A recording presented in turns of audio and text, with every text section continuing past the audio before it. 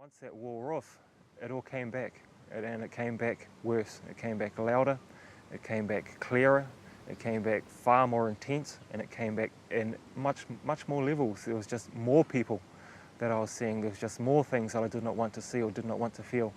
And it sort of came to me in just wave after wave. I guess it got to the point that it didn't matter how much I drank or how much I smoked. It wasn't shutting anything off. When I was walking around university, all I could hear were other voices. All I could see were not so much the people who were actually walking around, but just see everything else. See all their attachments, see their pain, really, see their history, see wrong things that they had done. And that was quite traumatic for me. I was staying at a halls of residence here just off campus at the time, and I thought I was managing okay. But it got to the point that one of the senior residents come and saw me, and he was sort of in charge of my wing and looking after us.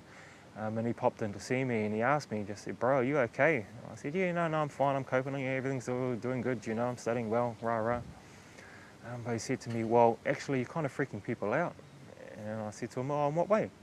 And he goes, "Well, your behaviour's a little bit funky, bro." And I said, "What way?" He said, "Well, you're talking to yourself. You know, you're looking at things, and we all notice you're looking at things and talking to things that aren't there, and we're quite concerned for you." I said, No, I'm fine. He goes, "Actually, I think you really need to come and talk to the main warden."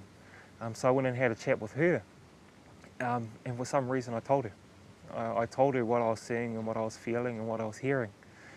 The next thing I know, I'm at A&E in Waikato, and I'm talking to some guy who I didn't know who he was, but I know now he probably would have been the psych registrar. And he was asking me questions about what I was seeing and what I was hearing and what I was experiencing. And that was really all a blur for me, but the next thing I know, I'm in the back of a patrol car, and two police officers are taking me on a very fast ride.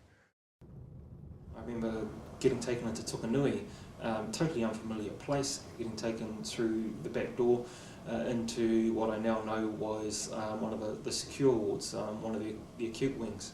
I remember getting shown my place I was going to be staying that night, and it was a little room which was no bigger than a prison cell. And I guess in many ways that to me is another source of pain, that we can basically incarcerate people for doing nothing more than experiencing things slightly differently. I remember actually getting asked to declothe, to take my clothes off. Perhaps they thought I was going to hand myself my clothing, I'm not too sure. Another thing that really freaked me out about Tukanui was walking down to that corridor, getting taken down to this little side room I was going to stay in. It was the first time I really saw a totally different sort of experience, or different, the only way I can describe it is entity or life form. I now know from conversations with other people that we refer to them as the narara, as the lizard type looking entities.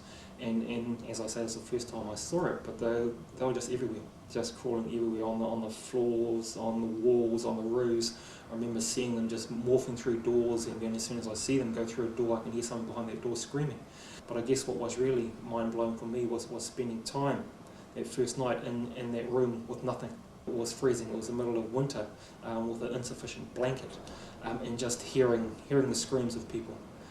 Just hearing people crying, just hearing people beating on walls, just hearing people just demanding to be released.